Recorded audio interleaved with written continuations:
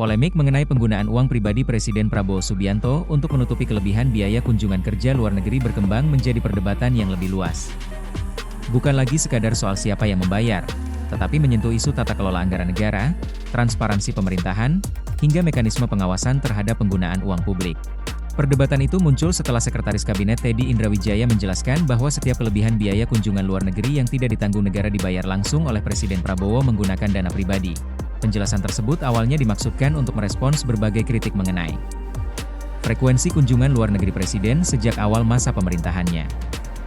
Namun alih-alih meredakan perdebatan, pernyataan tersebut justru memunculkan pertanyaan baru dari berbagai kalangan.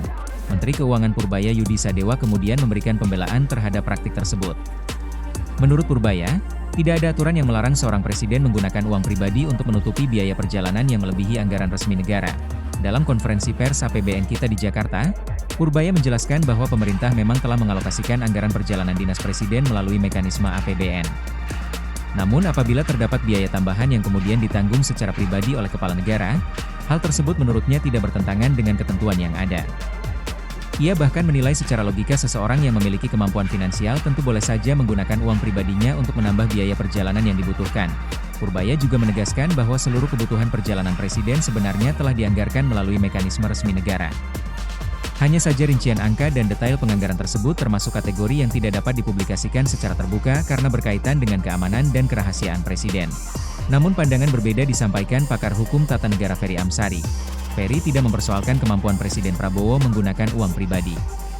Yang menjadi sorotannya justru adalah alasan mengapa seorang kepala negara sampai harus mengeluarkan dana pribadi untuk menutupi kebutuhan perjalanan resmi kenegaraan. Menurut Ferry, apabila seluruh kebutuhan kunjungan luar negeri memang telah dihitung dan direncanakan secara matang melalui APBN, seharusnya tidak muncul kebutuhan untuk menombok menggunakan dana pribadi.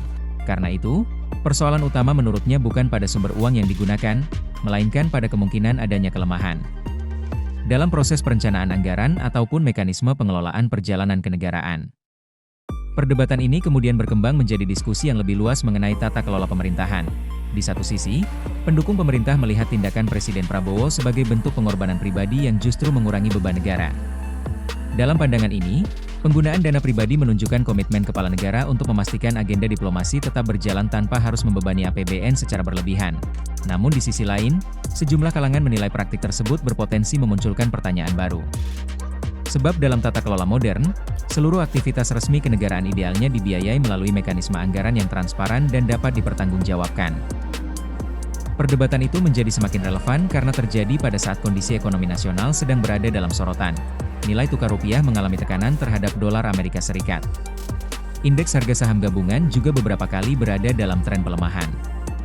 Di tengah situasi tersebut, kebijakan fiskal pemerintah menjadi perhatian serius pasar. Karena itu, isu yang semula hanya berkaitan dengan biaya perjalanan presiden berubah menjadi perbincangan mengenai kualitas pengelolaan keuangan negara secara keseluruhan. Pengamat melihat perbedaan pandangan antara Purbaya dan Ferry Amsari mencerminkan dua sudut pandang yang berbeda. Purbaya melihat persoalan ini dari sisi administratif dan teknis anggaran. Selama tidak ada aturan yang dilanggar dan tidak ada kerugian negara, penggunaan dana pribadi dianggap tidak menjadi masalah. Sementara Ferry Amsari melihatnya dari perspektif tata kelola pemerintahan. Menurutnya, yang perlu dijawab bukan sekadar boleh atau tidak boleh, melainkan mengapa kondisi tersebut bisa terjadi dan apakah terdapat persoalan dalam proses perencanaan anggaran. Perdebatan itu sekaligus memperlihatkan bagaimana setiap kebijakan pemerintah saat ini mendapat sorotan yang jauh lebih besar dibanding sebelumnya. Apalagi Presiden Prabowo sejak awal pemerintahannya menempatkan diplomasi internasional sebagai salah satu prioritas utama. Dalam beberapa bulan terakhir, intensitas kunjungan luar negeri Presiden memang cukup tinggi, mulai dari forum ekonomi global, pertemuan bilateral, hingga berbagai agenda strategis yang berkaitan dengan investasi dan kerjasama pertahanan.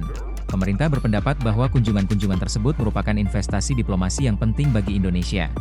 Namun bagi sebagian pengkritik, tingginya frekuensi perjalanan luar negeri juga harus diimbangi dengan keterbukaan informasi kepada publik mengenai manfaat konkret yang diperoleh Indonesia.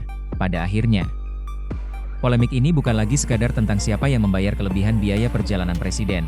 Perdebatan telah bergeser pada isu yang lebih besar, yakni bagaimana negara mengelola anggaran publik, memastikan transparansi, serta menjaga kepercayaan masyarakat terhadap proses pengambilan kebijakan.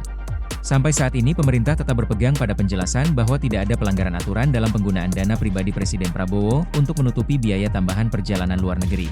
Sementara itu, kritik dari kalangan akademisi dan pengamat hukum menunjukkan bahwa publik masih menunggu penjelasan yang lebih komprehensif mengenai bagaimana mekanisme tersebut berjalan serta apa yang sebenarnya terjadi di balik kebutuhan biaya tambahan tersebut. Perdebatan mungkin belum berakhir.